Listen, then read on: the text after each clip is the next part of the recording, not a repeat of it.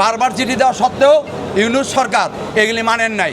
পরবর্তী নির্বাচিত সরকারকে বেকায়দা ফেলানোর জন্য, জাতির কাছে হেয় প্রতিপন্ন করানোর জন্য এই যথাসময়ে হামের টিকা আনেন নাই।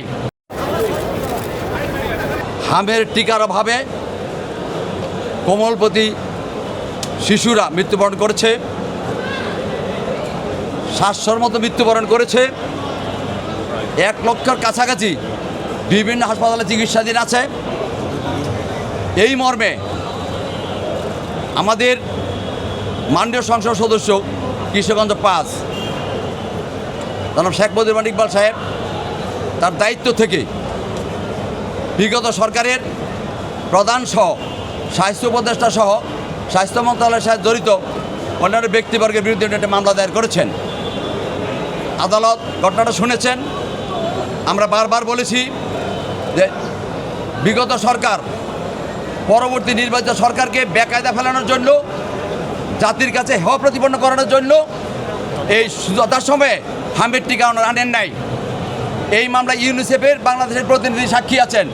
ইনি বলছেন যে আমি বারবার ইউনূস সরকারকে এরও উপদেশ দিয়ে চিঠি দিয়েছি যে আপনারা যার ইউনিসেফের মাধ্যমে আপনারা আগে হামের টিকা আনতেন, অন্যান্য মরণবেদের টিকাগুলি আনতেন, কিন্তু আপনারা এই চুক্তি বাতিল করে টেন্ডারের মাধ্যমে আনতে যাচ্ছেন। টেন্ডারের মধ্যে আনলে 1 থেকে 2 বছর সময় লাগবে। সেই ক্ষেত্রে দেশে মারাত্মক পরিস্থিতি হতে পারে। বারবার চিঠি দেওয়া সত্ত্বেও ইউনূস সরকার এগুলি মানেন নাই। ওনার নির্লক্ষ্যই ছিল পরবর্তী যে সরকার নির্বাচিত গণতান্ত্রিক সরকার হবে তাকে জাতির কাছে বেকায়দা বলা, তাতে জাতির কাছে ছোট করা। তবু সদস্য সরকার ব্যাপকভাবে চেষ্টা করে হামের টিকা ব্যাপকভাবে প্রদান করা শুরু করেছেন। আপনারা দেখেছেন স্বাস্থ্যমন্ত্রী প্রতিদিন কোনো না কোনো হাসপাতালে দৌড়াদৌড়ি করে এগুলি ব্যবস্থা করেছেন। এখন ইনশাল্লাহ একটা অবস্থান আসছে, চিকিৎসা চলছে, কিন্তু এই চিকিৎসা না চলার জন্য গভর্নমেন্টকে বেকায়দা ফেলানোর জন্য এই বিগত সরকার এই নির্লক্ষ্যটা করেছিলেন। অর্থাৎ যথাসময়ে হামের সহ অন্যান্য আরও যে টিকা আনয়ন করার দরকার ছিল সে যথাসময় আমদানি করেন নাই, না করে এই জাতির সাথে বিদ্বেষমূলক আচরণ করেছেন, প্রতারণা করেছেন। এবং যেই শিশুগুলি মরেছে আমরা বলেছি এবং বাদী বলেছে যে এটা পরিকল্পিত হত্যাকাণ্ড হয়ে গেছে। এই হত্যাকাণ্ডে আমরা বিচার চাই। সেইভাবে আমরা মামলাটা দায়ের করেছি। বিজ্ঞ আদালত আমাদের বক্তব্য শুনেছেন। আমরা বারবার বলেছি আমাদের বক্তব্য কোনোভাবেই এই সরকারের বিরুদ্ধে নয়।